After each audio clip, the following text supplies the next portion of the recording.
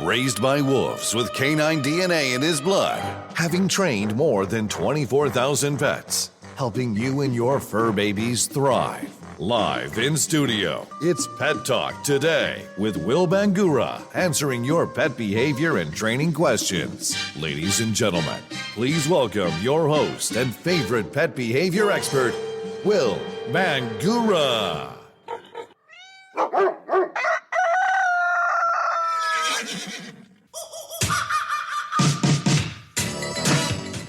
Good Saturday morning, pet lovers. I'm Will Bangura. Hey, thanks for joining us for another episode of Pet Talk Today here on Facebook Live, where I'm here each and every Saturday morning at 11 o'clock Eastern Standard Time. We're here for an entire hour where we take your questions about your dog's behavior and training issues, and I help provide you with positive solutions. As I said, I'm Will Bangura. If you're brand new to Pet Talk Today, let me talk a little bit about how this works. If you've got a question about your dog's behavior, if you've got a question about your dog's training, all you need to do is go ahead and type your question into the comments section below.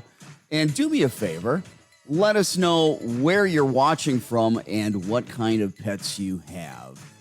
Also, hey, how about showing us a little love? Hit that like button, hit that share button so that more people can benefit from what we do here at Pet Talk Today. This is a labor of love for me. Not everybody can afford professional dog training. Not everybody can afford to hire a professional certified behavior consultant. And that's what I do. If you would like to have somebody to help you one-on-one, of course, I'm always available. And you can visit my website at dogbehaviorist.com. That's dogbehaviorist.com. Like I said, we'll be looking at your questions in a little bit. If you'll type them in the comments section, I will go ahead and answer those for you. Also, I've got a few topics that we might talk about today. One of those is puppy mouthing. You know how you call it biting. But I don't call when puppies, if it's not aggressive, if they're not trying to hurt you, if they're not trying to get you away from them, and it's just a playful thing. Now, it might hurt, but I call that mouthing. And I just make that distinction between biting and mouthing. Mouthing is playing, biting is aggressive. But we can't have dogs, we can't have puppies mouthing and mouthing hard. And anybody that's had a young new puppy, you know what it's like when they got those sharp, razor-sharp puppy teeth, right? And they're chomping into you, using you like a pincushion. So I want to be talking about how do you address that? How do you get a rambunctious little puppy to stop using you as a pincushion and stop biting on you and mouthing you? And even an older dog, because some older dogs, they just don't have good mouth manners. They don't have good bite inhibition. Sometimes they never learn that when they should, between 3 and 5 weeks of age in the litter. We'll talk a little bit about that if we get to that topic. Also, I thought we could talk a little bit about canine socialization. You know, we're always talking about socialize. However, what does that really mean? Socialization, that's a big term. And I think sometimes it gets misconstrued.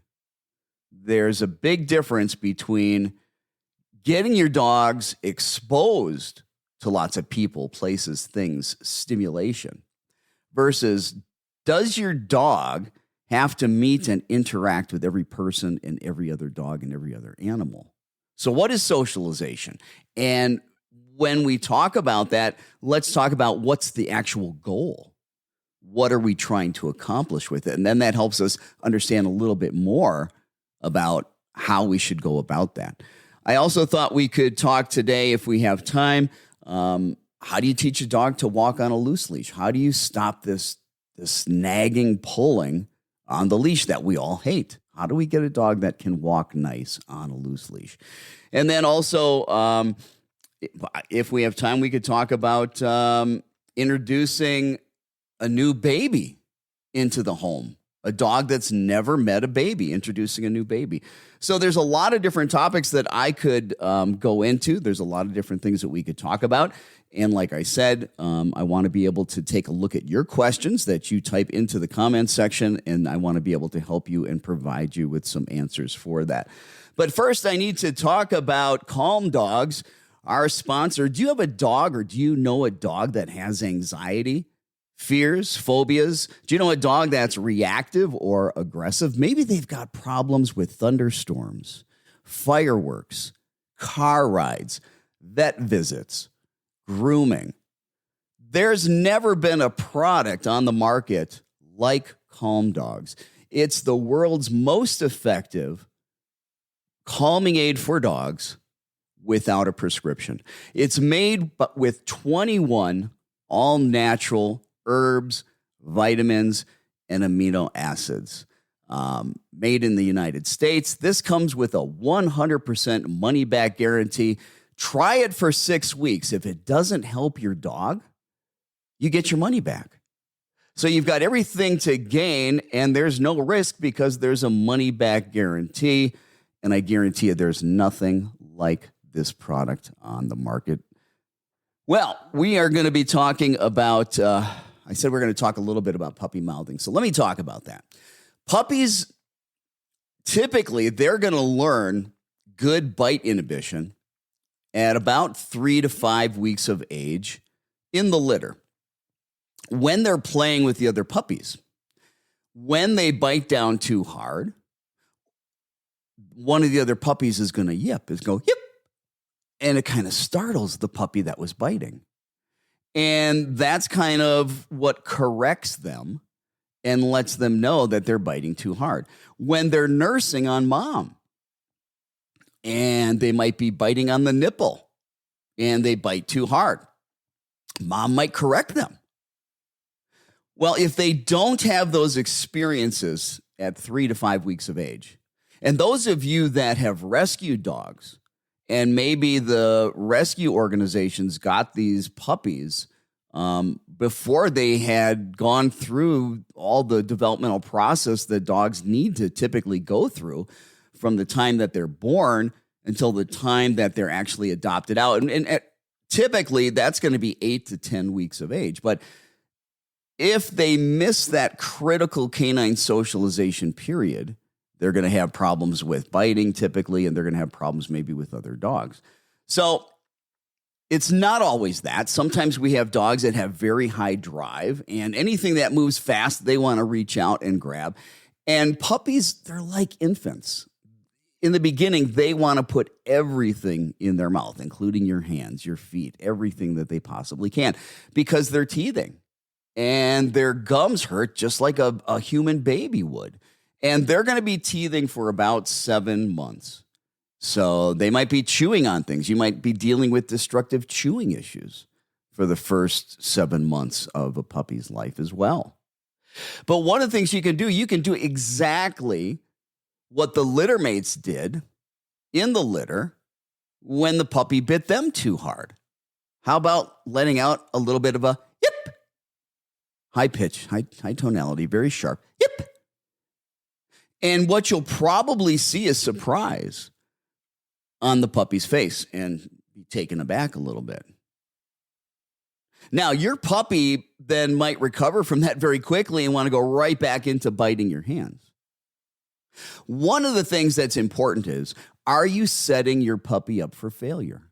Listen, almost every puppy, if you wave your fingers around its mouth, and what do? We pet them, right? We're petting and we're petting and we're petting and we're petting. And so there's our fingers, there's our hands.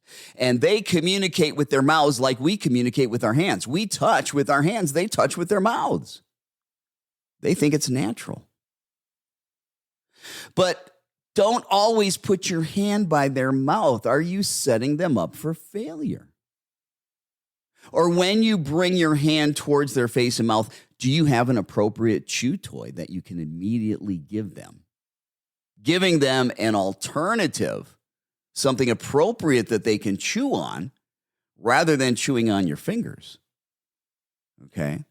And then one of the most important things that you need to be thinking about is, and we always forget this, Are we rewarding good behavior? Are we reinforcing good behavior? You know, if you've got your hands around your dog's face and your fingers are moving around your dog's face and your dog's not biting and mouthing on you, you need to be rewarding your dog.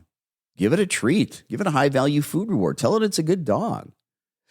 And if your dog goes to try to nip at your fingers, be careful if you try to pull it away fast, because a lot of times that's going to bring about some chase. The puppy's going to think it's a game, right? That's how they play. Go back into that yip and keep your hands down. Leave your hands away from their face.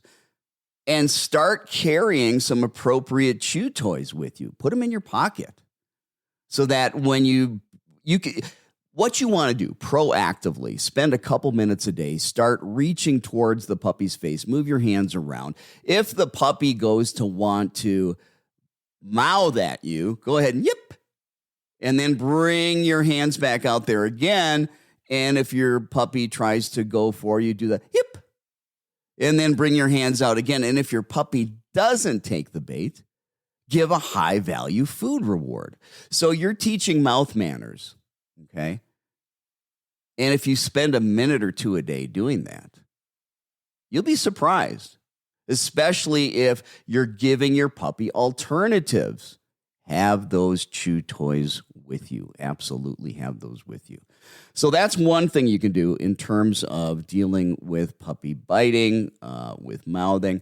Let me take a look at what we've got going on here. Catherine. Hi, Catherine. Good morning.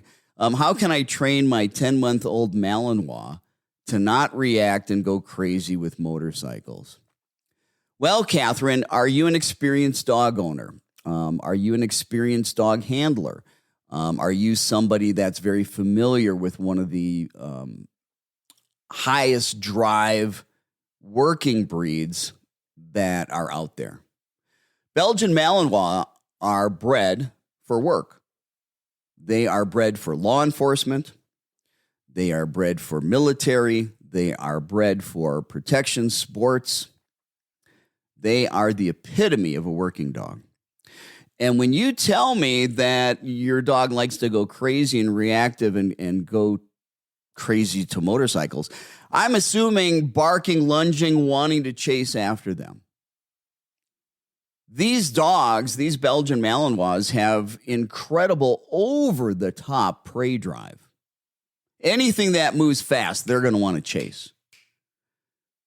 They're going to want to chase. You've got a tough job, Catherine.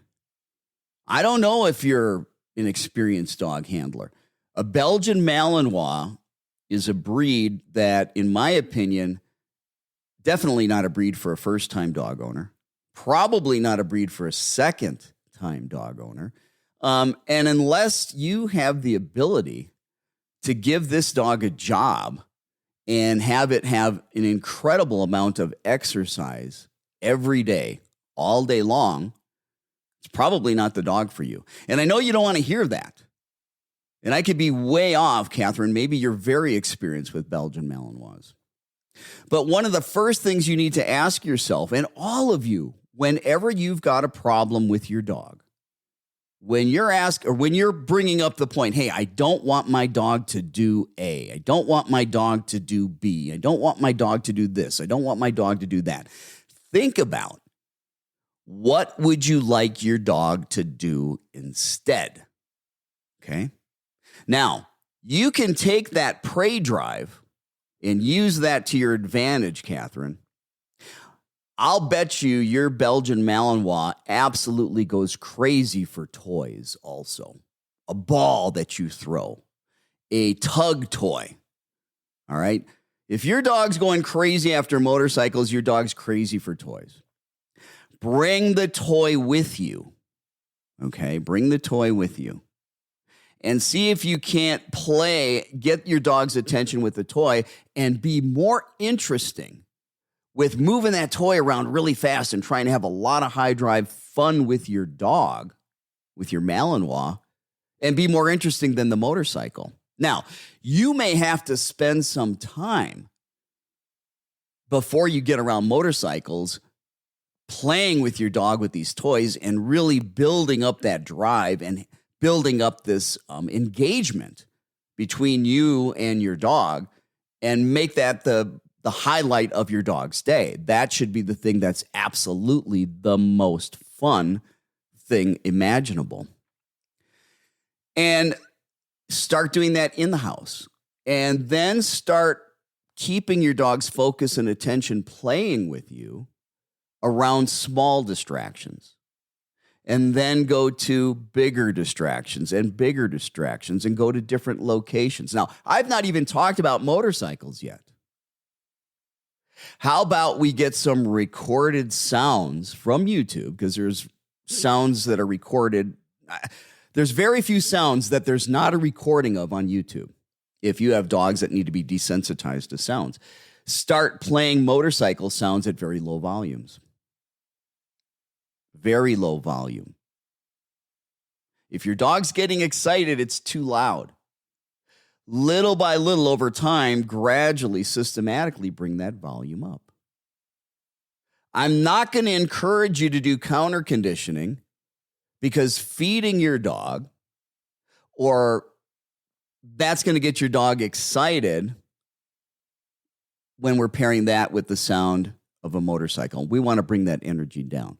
So what we can do is just gradual systematic desensitization.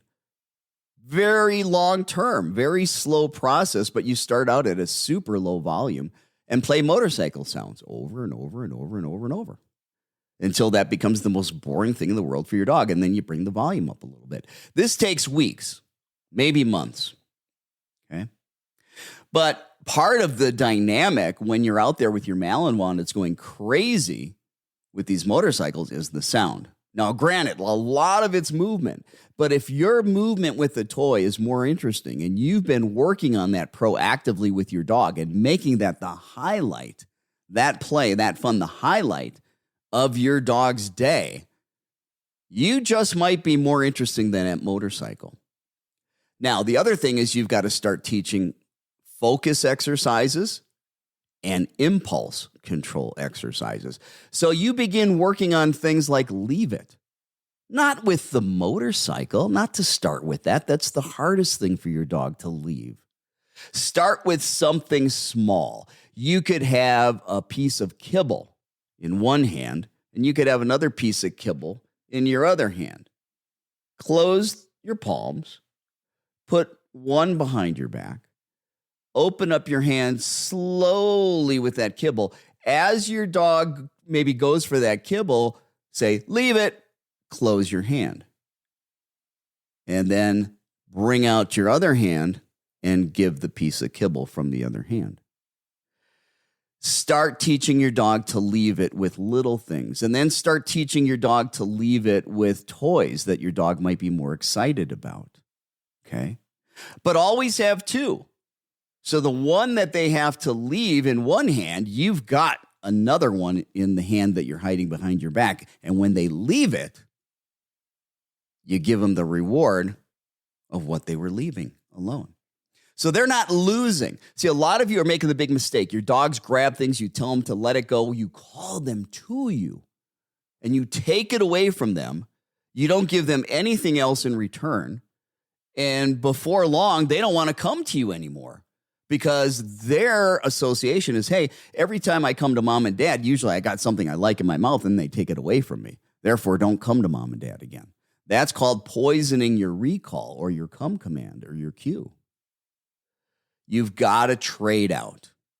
You've got to trade out. And those of you that aren't trading out, you might be contributing to a dog that might be a resource guarder down the road. Because what are you doing? You're teaching them that resources are scarce.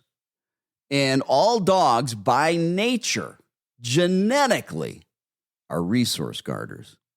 Yeah, did you know that? Genetically, dogs are programmed to resource guard. All right. So anyway, Catherine, you may have to hire a professional dog trainer because Malinois are difficult. I mean, they're smart dogs. They're great dogs. Don't get me wrong. I love the breed. I've owned a Malinois. one of the best dogs I ever had. But you really have to know what you're doing because they are super high drive. And if you're not a real experienced dog handler, dog owner, I recommend that you find a good dog trainer. But make sure you find somebody that uses positive reinforcement. There's so many trainers out there calling themselves professionals, and all they're doing is punishing your dogs. They won't call it punishment. They'll use the word correction. But the correction implies they're using some level of fear, intimidation, or pain. A leash and collar correction is painful. An electronic collar correction is painful. A prong collar is painful. These tools, the only way that they work are by creating pain. Now, I don't care what anybody says out there that uses these tools and tries to tell you that they don't. They do. Now, that doesn't mean that you've got dogs screaming and suffering and being tortured by prong collars and electronic collars and choke collars. But don't let anybody try to trick you and convince you that it doesn't create a certain level of discomfort. It does. That's the way it works. Because what they'll do is they'll tell you, oh, we're just using it to get their attention. Well, look, folks, there's a lot of ways to get a dog's attention other than using a shock collar and a prong collar. And those of you that want to be haters to me because I'm bad-mouthing the prong collar and the shock collar, I used them for years. I'm not one of these trainers that has never used them and don't know what I'm talking about. I used them for years. Very well educated on how to use an electronic collar and a prong collar. I don't use them anymore today. I don't see a reason why they're necessary. The science out there, it's definitive. There's no longer an argument. Positive reinforcement is the best way to train any animal. It's the most effective, it's the most efficient, and it has the least amount of fallout. There's a lot of damage that can be done to dogs that are punished. The biggest thing, we get dogs that are resource guarders. We get dogs that are a little bit protective, territorial, a little aggressive. And you've got a lot of well-intentioned.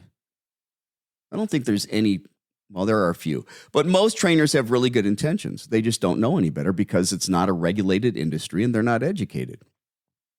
They don't know that they don't know. But punishment does nothing but suppress behaviors. If you've got a reactive dog and you're walking and you punish that behavior, of course, they're going to use the word correction, right? Give it a leash and a collar correction. Pop it. Show them who's boss. Hey, when you start hearing those terms, you got to show your dog who's boss. Your dog's being dominant. That's a bunch of BS. Your dog's being a dog. Dogs are not being dominant. They're not trying to overtake the human race. They know they're a dog. They know you're a human. You are not the same species. Listen, your dogs don't eat and get water without you. You're way more than alpha. You're God. Okay? And when we use punishment, we ruin our relationship with the dog. Oftentimes, the dogs don't understand why they're being punished. And 99.9% of the time, we're just repressing outward behavior. We're not changing anything in terms of the underlying emotional state, and that's what needs to be changed. You change the underlying emotional state. If your dog, Catherine, if your dog's emotional state and perception of that motorcycle changes, the behavior changes. If you punish your dog for that behavior, you might stop that behavior for a while. Why? Because the dog doesn't want to engage in it because it doesn't want to get a leash and collar correction, doesn't want to get shocked, doesn't want to get punished, doesn't want to experience something that's uncomfortable. So it stops that behavior. But it's inside, it wants to go nuts.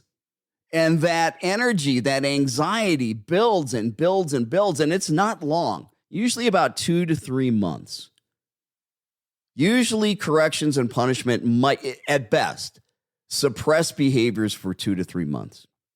But the pressure's building inside and building. And they snap.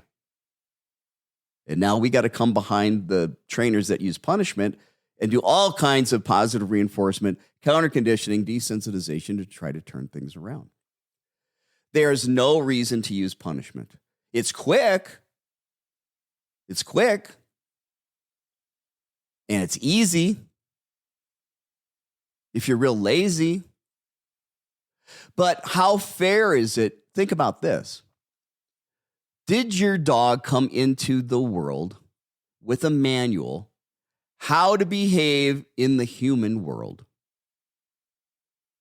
Because we're bringing them into our world. We're bringing them into our lifestyle. We're asking dogs to adapt to the human lifestyle, the human world. What have you done to teach them proactively with positive reinforcement? Hey, these are the behaviors we want. Instead of just immediately correcting a behavior, oh, bad dog. Why is it a bad dog? Because it got up on the counter and ate your turkey? Of course it's going to get up on the counter and eat the turkey. It's a dog. You've got to teach it the right kind of behaviors to fit in our society, to be able to live in the home with you. Dogs are doing what dogs do. They're like 2-year-old children, very, very self-centered. They're going to do whatever it is they're going to do. That's fun. Why not?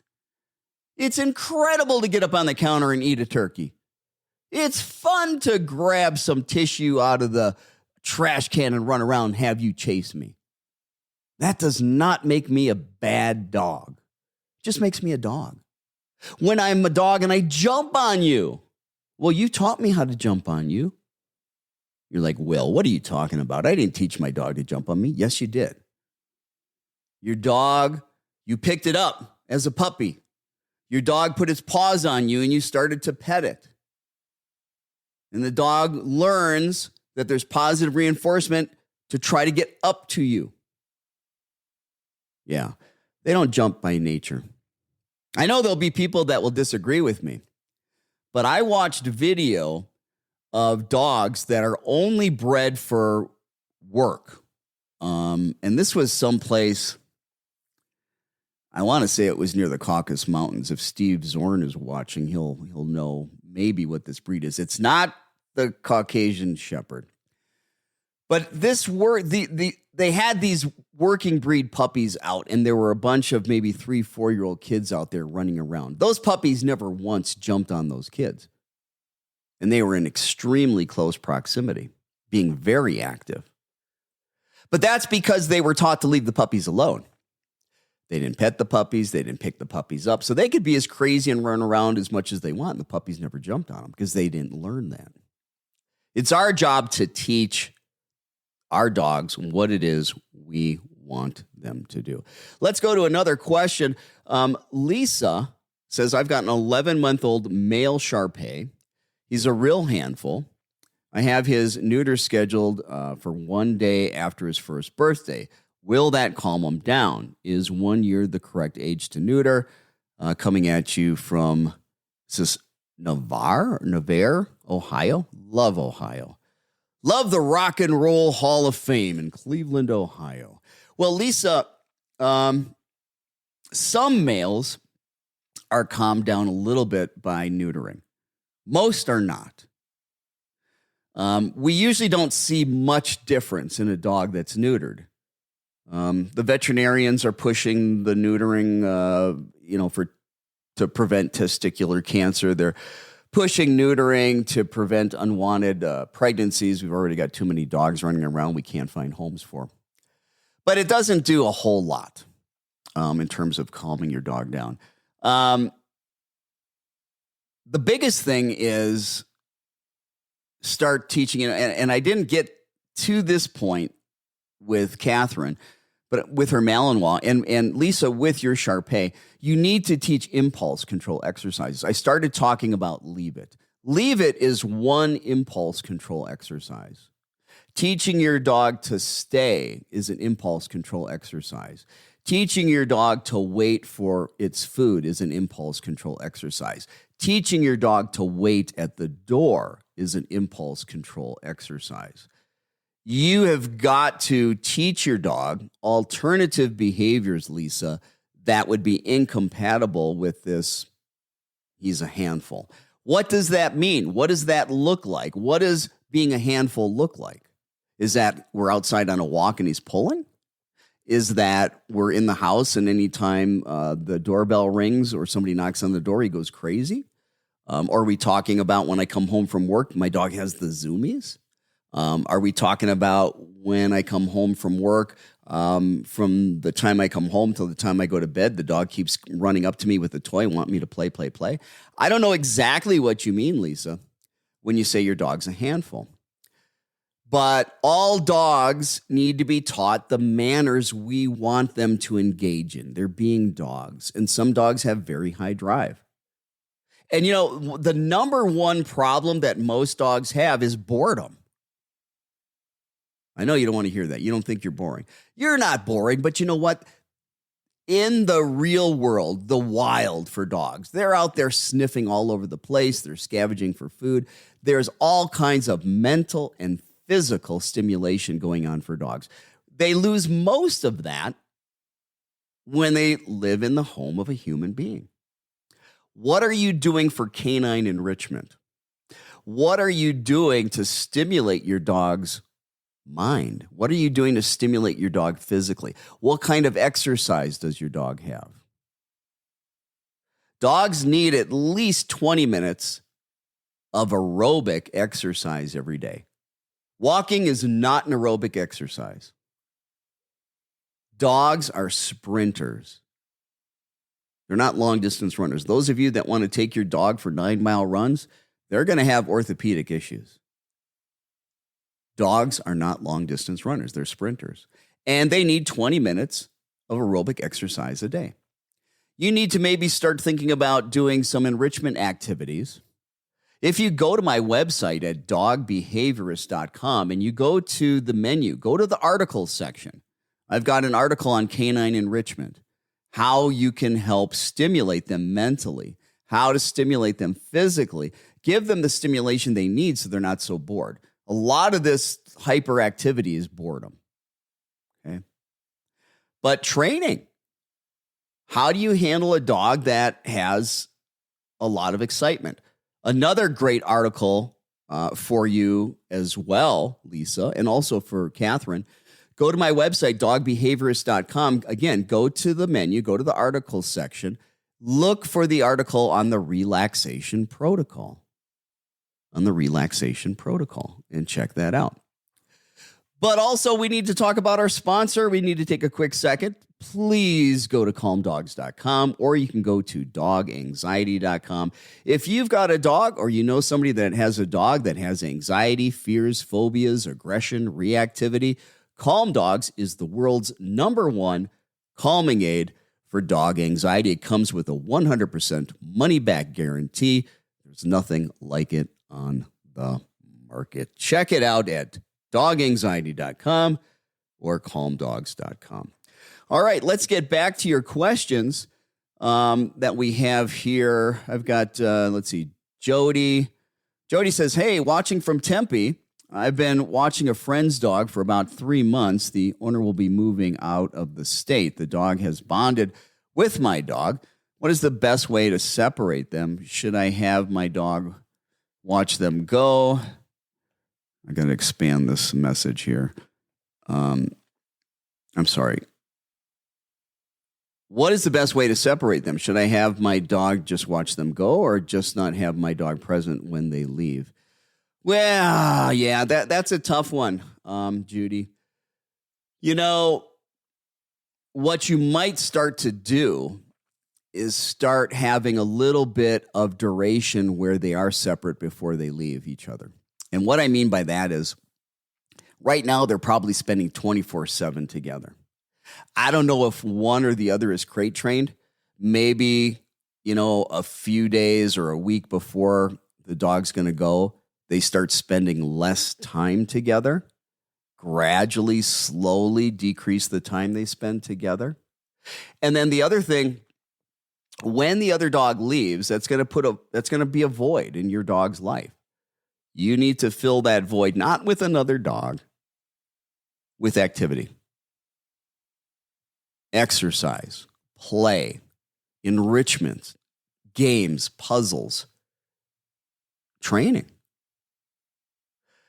Fill that void. There needs to be more activity for definitely a few weeks after the other dog leaves. And then, there might be a little bit of depression. It can happen. Then again, the dog might leave and the dog could care less. I've seen it go that way too. It can go either way. Got a question from Ann. Ann says, how do you teach fetch? I'm trying to do play activities that wear him out and or give him some exercise. He'll fetch maybe 1 or 2 times, then he's done. He's 1 year old. I just lost your question. Let's grab it again. He's 1 year old. I've never been able to get any of my dogs to play fetch. What am I doing wrong? Well, let's talk about that. Not every dog is a dog that retrieves or that retrieves well or has interest in retrieving. What I think you're talking about is maybe throwing a ball. Your dog chases after the ball, picks the ball back up, comes back to you, and you get it again and you throw it. Providing exercise and activity for your dog. How do I teach my dog to fetch? Well, there's really 3 things here. There's getting your dog to chase after something, then getting your dog to pick it up, then getting your dog to bring it back to you, then getting your dog to leave it or drop it. Now, I can teach you how to get your dog to pick up an object all day long. Teaching a dog to fetch is easy, okay? Anything they're willing to pick up, maybe that ball, roll it. As soon as your dog puts its mouth on it and picks it up, label that fetch. Give a high-value food reward. Hey, I realize your dog will drop the ball if it wants the food more. That's okay. Roll the ball again. Dog picks it up, say fetch. Give a high-value food reward. You're not asking for fetch. You're creating the situation that causes your dog to use its mouth to pick something up and put it in its mouth. And when that happens, at the exact moment that happens, you're labeling that fetch. And you're giving a high-value food reward. Now, you should be marking and rewarding with a marker system, whether it be a clicker as a marker or a verbal marker like yes or nice. If you don't know what marker training is, you need to learn because it makes a huge difference in the success of your training. It makes a huge difference in your ability to communicate clearly to your dog, A, what you want, and B, what gets the rewards, because timing is everything. If you don't know about clicker training, if you don't know about marker training, go to the Pet Talk Today audio podcast. You can go to Google. You can go to Apple Podcast. You can go to Spotify, Stitcher, any of the hosting platforms that have podcasts, or just do a Google search for Pet Talk Today podcast. Look for episode 80. Episode 80 is all about marker training, all about clicker training, all about using markers in training. You need to be doing that, definitely. So what we're doing is we're creating an association, and we're creating this association between your dog picking something up and the word fetch. Your dog doesn't, we could say fetch all day long. Your dog doesn't necessarily know what it is. Now, some of you think your dog does because you'll throw the ball, say fetch, and your dog picks it up. Your dog's not probably picking it up because you said fetch. Your dog's picking it up because it's got prey drive and it's chasing after that ball and picks it up, which is a natural thing for a dog with high prey drive to do. Remember, I said there's a couple things here. There's picking it up, but there's also chasing after it. Not every dog wants to run and chase after stuff. Then again, there are some dogs that's all they want to do. The Belgian Malinois, right? You start labeling fetch, and your dog won't hold that item forever. Your dog's going to end up letting it go. As it lets the item go on its own, label that drop, and reward the dog. So you're creating the situation where your dog's grabbing and picking up something, maybe a ball. When it picks it up, you're labeling that fetch and you're marking and rewarding. When your dog releases the item from its mouth, you're labeling that drop and you're marking and rewarding. And you're doing that for a long time. That's called capturing behaviors or shaping behaviors. After a while, once we've made that association over and over and over repetitiously, after a while, as that's happened and your dog has gotten rewarded for that, then we can begin to ask for fetch and your dog will pick something up. We can begin to ask for drop and your dog will let something go. Folks, when you ask your dog to drop or leave it, give them something else. That way they'll always drop and leave whatever it is that you need. You'll avoid resource guarding. Imagine if you had something you liked and 5, 6, 10 times a day, somebody just took it away from you. A lot of you are doing that with your dogs. You don't get it, and that's okay. You don't realize what's happening when you're doing that. You just don't want them to grab the stuff they shouldn't have, right? But, getting back to Ann's question about the fetching, you might not have a dog that wants to chase. So if you're throwing that ball and your dog only wants to go after it 1 or 2 times, you probably don't have a dog that's going to be playing that kind of game. And you said, I've never been able to teach my dogs to do it. You can teach them to do it if they like to chase and they like to continue to chase. But if they don't like to chase and they don't like to continue to chase, this is not a game that they're going to engage in. But you can teach them to fetch and pick something up. You can teach them to drop something on cue or command. But that chasing aspect, that's drive, and that's genetics. That's drive and genetics. They either have it or they don't. And Catherine says, yes, she absolutely loves food and toys. So make the food and toys, Catherine, more interesting than that motorcycle. Okay? Let's see here. Ann is also saying, I wanted to add he's a mini doodle. He lives with 2 other dogs, one who is 6, one who is 15. Benny is full of energy. He has taken 3 obedience classes and is, for the most part, a good boy. I just feel like he needs more play, exercise. We are hoping he will be a certified therapy dog like his 2 sisters. And since you're active with your dogs and you're going through the process of wanting him to be a certified therapy dog, have you thought about doing any kind of dog sports? Have you thought about dock diving? Have you thought about agility? Have you thought about fly ball? Something more that can activate him. But you need to teach relaxation exercises too. You need to teach him how to be calm and relaxed, laying down on a mat or a bed. And part of that is there are times when your dog is not hyper. All of you. There are anybody that has a hyper dog, they're not hyper 24/7 unless they have a medical condition. There are times when they settle down. How many times when your dog settles down are you rewarding that?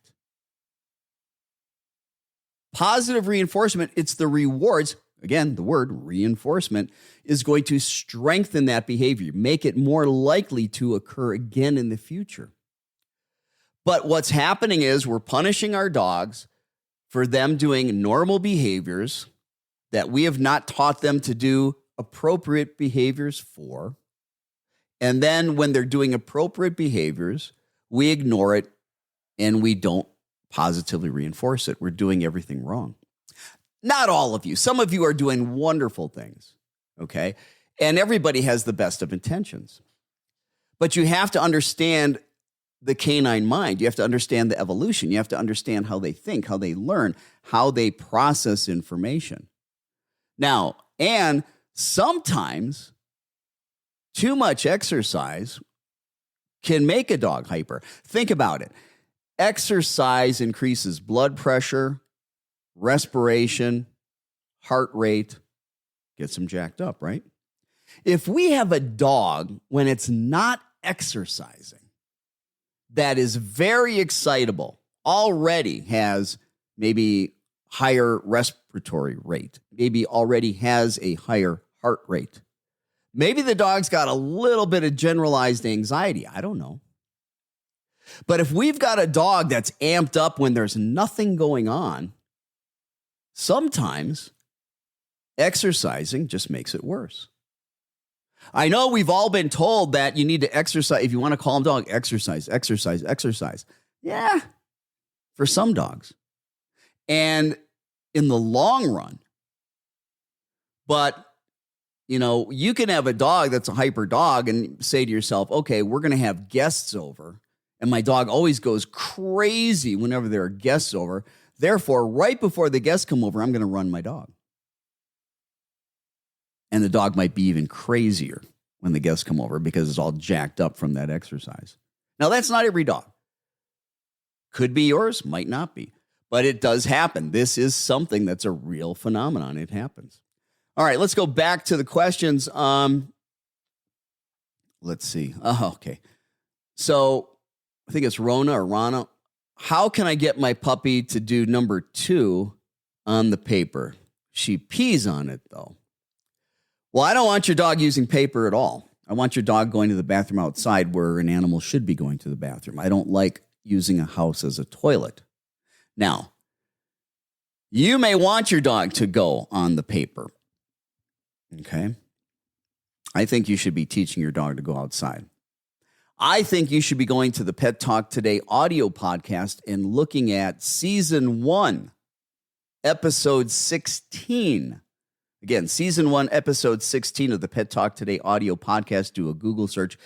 45 minutes to an hour of nothing but potty training. How to house train the most difficult dog. Okay? Teach your dog to go to the bathroom outside. Don't have your dog going to the bathroom in the house. It's nasty. There's got to be some really good reasons, in my opinion, to have your dog trained to go to the bathroom in the house versus going outside. So you probably don't like that answer. If you're watching still, maybe tell me why your dog has to go to the bathroom in the house and why we can't teach the dog to go to the bathroom outside. If you're still listening, maybe answer that question for me, and I can perhaps talk a little bit more about that. Andrea says, how do you stop your dog from jumping? Well, Andrea, what would you like your dog to do instead? And in what context is your dog jumping? Is your dog jumping when you come home? Is it on you? Is it on other family members? Or is your dog jumping on guests, with new people when they come over? Or does your dog jump on everyone? When your dog meets people, including yourself and family members and strangers, are they calm or are they excitable? Has your dog ever gotten up on you and you've pet your dog? Are you positively reinforcing by accident this behavior of jumping? If your dog's having fun, and your dog looks like it's having fun when he's jumping, it's being positively reinforced. Again, you have to think about, what can I teach my dog to do that would be a behavior, an alternate behavior that would be incompatible with jumping? Meaning, if my dog was taught another behavior and was committed to that behavior,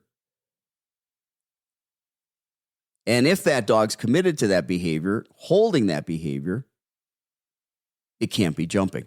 Very simple. Teaching a sit, teaching a down, teaching your dog to go to its bed or place. But you've got to spend time, days and weeks and maybe months, every day, practicing, working on, I think it was last week. Maybe go to last week's show. maybe scroll down in the feed. I think I talked about, people coming to the home, knocking on the door, ringing the doorbell, dogs getting excited, dogs being crazy and jumping. And I talked about how to teach them to go to their bed or go to their place instead of going crazy when the doorbell rings or the door knocks, instead of running to the door going crazy, instead of jumping on people. We even talked about how to eventually turn the sound of the doorbell or the knocking into the cue or command for the dog to go to its bed or to go to its place and stay there. So check out last week's episode. Pretty darn sure that I talked about that last week. I am getting older. Could be the week before. Don't be mad at me if I'm wrong. But you've got to teach your dog an alternative behavior. And when you're teaching an alternative behavior, like your dog can't be committed to staying on its bed and jumping on somebody at the same time. Your dog can't be committed to laying down and jumping on someone at the same time. It'd have to give up that other behavior of laying down or being in its bed in order to jump. It cannot be sitting and jumping at the same time. So these are some things you want to work on a lot. Lots of repetition of sit, lots of repetition of down, laying down, lots of repetition of going to your bed, lots of distraction training. Lots of distraction training. Also, I've got an article on jumping. Go to my website. You can go to dogbehaviorist.com and you can go to the menu, go to the articles section. Look for the article on jumping. There's dozens of articles on all kinds of different behavior problems. So if you've not checked out my website at dogbehaviorist.com and have looked at the articles, you're missing out. There's a lot of great stuff up there, a lot of great articles that can help you with a lot of these issues. Pet Talk today is brought to you by our sponsor, Calm Dogs. If you've got a dog that has anxiety, fears, phobias, aggression, reactivity, has problems at vet visits or car rides or grooming, or just a nervous dog, a skittish dog, check out Calm Dogs at calmdogs.com. You can also find this calming aid at doganxiety.com. There's a great video on there that goes through all of the science, everything, all the ingredients. And by the way, this is natural. This is the strongest thing that you can get for your dog without a prescription. And it comes with a 100% money back guarantee. You've got everything to win. Give it a shot. If it doesn't work after about 6 weeks, well, get your money back. But try that. Now, everything always works best when you're doing behavior modification and training and not just giving a supplement, or not just giving prescription medication. I've got a lot of people that want to put their dog on Prozac, and that's not necessarily a bad thing. I mean, granted, don't be putting every dog on Prozac. Don't be putting every person on Prozac. But there are certain populations where it's appropriate, where they've got a neurochemical imbalance. They've got an anxiety disorder. They've got a real clinical problem with aggression. But not every dog needs a prescription medication. The problem is that there's not very many good supplements out there. Most of them make big claims, but they do very little. Calm Dogs at calmdogs.com or doganxiety.com, every ingredient has been researched. It's based in science. It's evidence-based that everything in there actually works in double-blind, placebo-controlled studies. There's 80% more ingredients in Calm Dogs than any other product on the market. It's 5 times stronger than anything else. Check it out at calmdogs.com, at doganxiety.com. All right, let's get back to the questions here. See what we've got. I got to scroll down here a little bit. I don't know. Bonnie says silly, question mark. I'm not sure what you mean is silly, Bonnie. Tell me what you think is silly. Lisa says, thank you. Great information. Well, thank you, Lisa. Appreciate that. Judy says, thank you. Hey, listen, if any of you have been viewers if any of you have attempted and tried to do any of the suggestions that I've given you, give some feedback. I love it when we get feedback. I get feedback all the time from people telling me how they tried my suggestion and did it, and everything's going great. Hey, I got one last week from a woman who was having a horrible time potty training 2 dogs. And she went to season 1, episode 16, the Pet Talk Today podcast on potty training. And she successfully potty trained 2 dogs that she was having big problems with. So those of you that today have been talking about, hey, I've got potty training issues, and the gal that has the dog that won't poop on the paper, if you want to learn you can teach them to poop on the paper, but check out the podcast because it might be easier just to teach them to go outside. Okay. All right. Let me look at the questions here, see if we've got any other questions here because we're almost out of time. Pee in the house, silly. Yeah, I think it's silly to pee in the house. Bonnie says it's silly to pee in the house. I think that's what you mean. Yeah, I don't like the house being used as a toilet. I've got about 4 minutes, so let me talk a little bit in the next 4 minutes. I can't cover much, but let me talk a little bit about canine socialization. Getting your dogs exposed to as many people, places, things, animals, sounds, structures, textures as possible is important. The critical socialization window is from 3 weeks of age to 13 weeks of age. Well, what does that mean? It means that by the time your dogs are fully vaccinated, that critical window of socialization has passed. A lot of you are keeping your dogs away from everything until they get all of their shots. And maybe your veterinarian is telling you that. I'm not a veterinarian. I can't give out medical advice. However, what I can tell you is that the American Society of Veterinary Behaviorists, their position statement is, do not wait until your dog is fully vaccinated to get your dog out there and exposed to people, dogs, places, things. Now, be smart. Don't bring your dog that's not fully vaccinated somewhere where dogs are peeing and pooping all over the place. Okay? And this does not mean, canine socialization does not mean that your puppy or your dog has to be nose to nose to butt with another dog.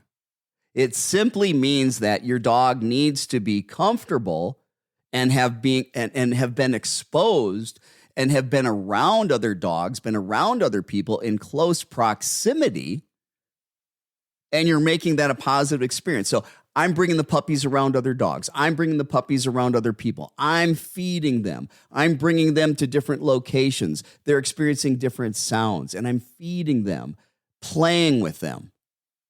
I'm playing with them. They're not necessarily playing with the strange people, but I want them to be okay being around people. Personally, I could care less if my dog ever is pet by another human being. It's my dog. You know, if you let every person engage with your dog and it's this crazy, excitable experience, well, that's what's being taught. That's what's being reinforced. Don't be mad at your dog when it meets a person and it gets excitable, because that is what you have taught the dog to do. Canine socialization should be called exposure. Getting your dog exposed to as many things as possible. And you've got that short window, 3 to 13 weeks. Now, granted, you're going to continue to do it after that time, but you need to be able to read other dogs' body language and understand it well. You need to be able to read your dog's body language, understand it well. When dogs meet, they should be swapping scent first. You know, if I got 2 dogs I want to introduce, hey, before they ever see each other, they're smelling a towel of the other dog's scent for days before I ever bring them even close together. Then I bring them together at a distance, and I want to see how they're reacting. If they're excitable, they're not going any closer. If they're reactive, they're not going any closer. Canine socialization is not just throwing your dog into a dog park. That's a bad idea. It's about exposure. It's about exposure. Well, we are out of time again. It's been another quick but wonderful show. Appreciate everybody, all of your questions. Do me a favor, hit that like button, hit that share button. Come on back. Next Saturday, I'm going to be here again, 11 o'clock Eastern Standard Time, taking your questions and providing you with positive solutions. Have a great weekend, everybody. Practice, practice, practice. Doesn't make perfect, makes permanent.